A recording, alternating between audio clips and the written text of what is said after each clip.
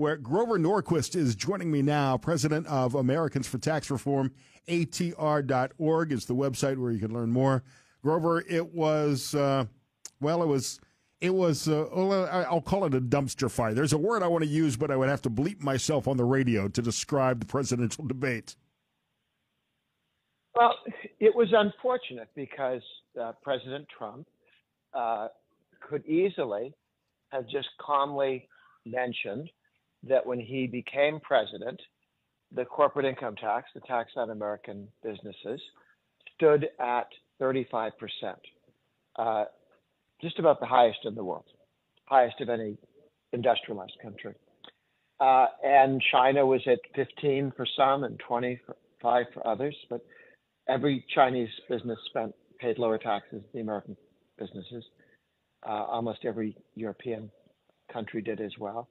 And that high tax rate was chasing businesses out of the United States. Remember, during Obama's presidency, companies literally moved to Canada. They moved their headquarters to Canada, became Canadian companies, because the same product with the same employees was worth more if it was owned in Canada than the United States. Talking about dumb laws, right? Ireland benefited as well. There were many companies that relocated their headquarters to Ireland because of the tax breaks.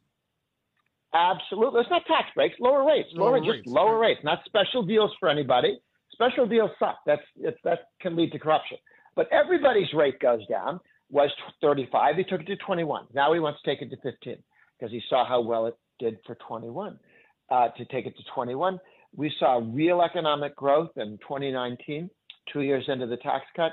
The median family of four, not the rich, not the poor, the median, dead center, median family of four saw their wages go up 6.8%, higher than wages went up in the entire 8 years of Obama. That's a tax cut that really did pay dividends. And he's running against a woman who lived through all this, didn't pay attention evidently, and noticed all the growth. And before that, if you paid attention, you would have seen other countries had all taken their tax cuts, their corporate income taxes down. Why? Because when Reagan cut ours from 50 to 34, you saw strong growth. And the rest of the world looked and said, I want that. Right. And so they took their rates down under ours, and we slept through it. And only when Trump came in and said, for crying out loud, the rest of the world notices that when your corporate rate goes down, wages go up. How about we do that?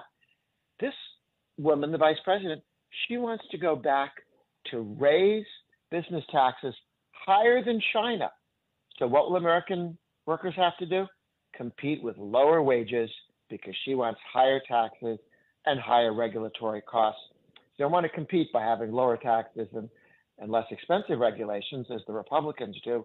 She wants to compete on your wages being lower when competing with China or Japan or Europe. Grover, why can't President Trump explain it that way? I mean, you've just laid it all out there in the same 2-minute time limit that they were given by the debate moderators. And I realize that I'm not challenging you in the same way that the ABC moderators challenged Donald Trump, but he should be able to tell the story and explain that policy on the one thing that every voter in this country cares about: their wallet, their savings account, their bank account, how much money they're making, if they've got a job, can they put food on the table? It's the one thing, and in this divided country, the one thing that unites us all is that we're a little bit greedy, and we want to make sure we can provide for our family. The economy, they spent 7 minutes on it, and Donald Trump failed miserably in explaining why his policies worked and hers will not. One of the challenges is that he lived through it, and he understands it, he knows it, but knowing things and explaining them are not the same thing. And one does need to practice talking to an audience. I don't think he gets much practice talking to those large audiences of thousands of people. You can't look people in the eye and see, are you following this conversation when you've got tens of thousands of people out there? You have to talk one-to-one to people. You have to practice. And he kind of bragged that he didn't practice, although he didn't have to tell us that. That showed. He had all the talent, all the facts, all the sound policies, all the accurate history on his side, and he made it an even fight. She did this weird thing where she'd get up, having been in charge for 3.5 years, having been the swing vote, the key vote, the vote that passed the two major spending bills, gave us all of the inflation, all of the overspending of the Biden years. But without Kamala Harris, there would have been no Biden tax increases and no Biden spending increases, because she had to provide the votes in the Senate. It was so close, and two Democrats weren't willing to do what Biden wanted because it was too crazy, and what Kamala Harris wanted. She's responsible for that, and yet she was allowed, thanks to ABC, to do these little soliloquies like something out of Shakespeare, where she acts as if she wasn't there, she didn't have anything to do with anything, but she wants to bring us to a better place and focus on the future. She could have done that any time, I don't know, the last 20 years. She has been promoting policies that damage the economy and weaken people's wages. She wants wage and price controls. That's, every once in a while there's a really new idea that's stupid. Wage and price controls is a 4,000-year-old, very old idea that's stupid. And she clings to it as if it was a new idea. No, it's not. It's not only not new, it's stupid. It's been proven stupid time and time again. For 4,000 years. It's been shown. Damn near destroyed the Roman Empire, for crying out loud.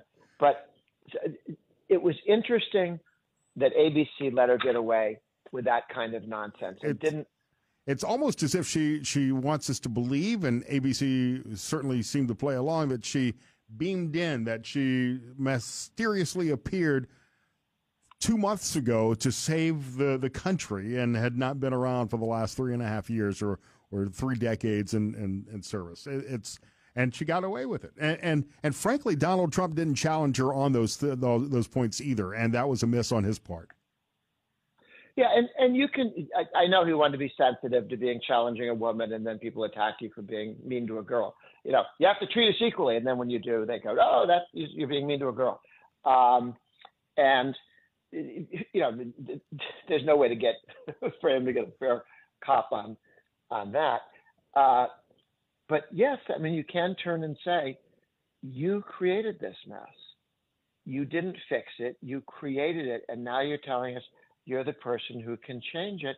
But all you want is more of the same: higher taxes, more spending, more taxes on energy, more government regulations, more IRS agents to harass people, more of that. How does any of that differ from the 3.5 years of problematic failure of the economy? This is not helpful. We're talking to Grover Norquist, President, Americans for Tax Reform, ATR.org. Grover, talk to me and explain to me, as if I were educated in Mississippi and Alabama, because I was, about tariffs and whether or not increasing tariffs on imports from countries like China will actually cost me as a consumer more. Because if we're going to increase taxes on corporations, they're not going to absorb those costs. They're eventually going to pass it down to me as a consumer. Why would the foreign companies trying to import their goods not do the same thing, driving the price of everything, including American-made goods, up? Yeah. This is very problematic. I understand from talking to some of the economists with Trump that he thinks sometimes it's a good idea to threaten tariffs on a country to get them to agree to fairer trade with us, right? China, some other countries steal our intellectual property, subsidize their firms, to compete unfairly with American firms. And I get the idea that we will threaten them with tariffs. Here's the problem. Tariffs are simply taxes applied at the border. Tariffs are not paid by people in China. Chinese goods come to the United States with a tariff on them. That tariff is not paid by people in China. That tariff is paid by American consumers. When Americans buy Chinese steel and there's a tariff on it, that steel is more expensive. Americans pay for that. When that steel is put into American cars and an American buys the car, Americans pay for that. Everything that steel goes into, every product, is more expensive because you put a price tag, a tariff, a tax on it as it came across the border. And that means that now tariffs, if China said, we're going to get you, we're going to put tariffs on your products, the people of China would be paying those tariffs. Tariffs are not paid by foreigners; they're paid by Americans. American tariffs. So the aggressive tariff policy Donald Trump wants to pursue could be a bad thing for Americans in the long run. Of course, if we're making more money, we can afford to spend a little bit more. Well, I do think that given what he did in the past, he tried to use them sparingly and targeted, not all over. This may be, telling China, get back to the table and negotiate with us on something reasonable. But if it's the standalone question is if you put tariffs on products coming to the United States, who pays for it? Americans do, not foreigners. It's also up there with taxes on businesses. Taxes on businesses, corporate income taxes, property taxes on the grocery store. Those are not paid by businesses. There's no Mr. General Motors to pay the tax on General Motors. Two things happen. Wages are depressed, and the studies that were used to help craft the Republican tax cut of 2017 look at the entire world and take a look at manufacturing areas. The higher the corporate income tax, the lower the wages. Taxes come down, corporate income tax, wages go up in different directions. So the people who pay the corporate income tax are workers who get paid less, consumers who sometimes, if they can raise prices will go up and consumers will pay for it. And if so much damage is done to the business that its stock price value, that its value falls, then the people who pay for it are the people who have that stock in their 401k, their IRA, their pension. So people who are trying to save for their future suffer, workers suffer, consumers suffer. Businesses, a business is a piece of paper. It says, we're all General Motors. Here's what we're doing. Businesses don't buy yachts. There's no Mr. General Motors to buy a yacht. Right. The money comes from lower wages, higher prices, and reduced return on people's life savings. The whole point of the corporate income tax is to hide who pays it. So the Democrats can go, oh, this is free money. This is free money. You didn't pay for it, except you do. All the way down the line. I wish the debates allowed a phone a friend so Donald Trump could have called you in to explain something. And you're right. You mentioned the 2017 tax cuts. Not a single mention from the moderators or Donald Trump about the Tax Cuts and Jobs Act and the importance of renewing this and making those cuts permanent, the impact that would have on our economy. Not a single mention of that. Another missed opportunity when talking about the economy by Donald Trump. I know that he's got a million things in his mind about what's going on. He's wondering what they're going to throw at the back of his head. He knows that it's 3-on-1. That's true. That's an accurate assessment. It's true. That the umpires come in and start throwing rocks at one team.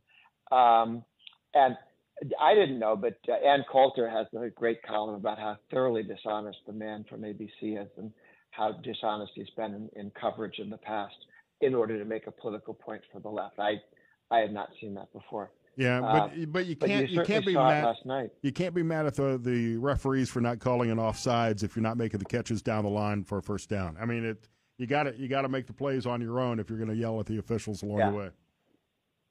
This is true, but here's the good news: we have 2 months to go. There are many opportunities. Some people have to pay more money for ads to make their case, but on economics, the disaster that has been Kamala Harris and Biden, and before that, Obama, compares very poorly with what Trump and the Republicans did and would do again. Absolutely. Grover Norquist, ATR.org to learn more. Grover Norquist here on the Scott Sancho. Thanks for your insight on the economy, my friend. Good to be with you.